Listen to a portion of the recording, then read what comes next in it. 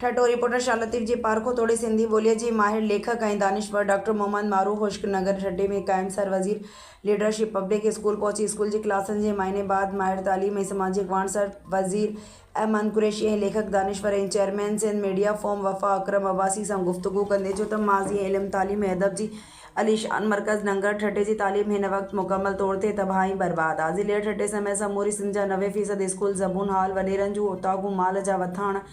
ऐं तालाबंदीअ जो शिकार आहिनि। जॾहिं त सिंध जे सरकारी तालीम जो बेड़ो ॿुॾण खां पोइ वरी प्राइवेट स्कूलनि में पिणु मादरी सिंधी ॿोली ऐं अंग्रेज़ी जी ग्रामर न पढ़ाई सिर्फ़ु रटा फिक्शन ऐं ग्लैमर तोड़े फज़ूल क़िस्म जूं सरगर्मियूं कंदे दर्सगाहनि खे दुकान ऐं शॉपिंग सेंटरनि में तब्दील करे ग़रीब वालिदैन खे लुट मार करे रहिया आहिनि। पर मूंखे अॼु तमामु घणी ख़ुशी थी आहे जो तालीमी मैदान में सफ़ाई पुठिते पयल तारीख़ी शहर नंगर ठठे में तव्हां न सिर्फ़ु के जे मॉडल ताईं मयारी ऐं जदीद साइंसी तालीम ॾियण सां गॾु असांजे नौजवान नस्ल जे ज़हन साज़ी लाइ खेनि अंग्रेज़ी सां गॾु सिंधी उर्दू ऐं बयान मादरी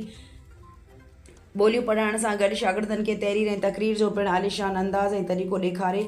नौजवाननि में लिकियल तख़लीक़ी सलाहियतनि खे पिणु उजागर करे रहियो आहे।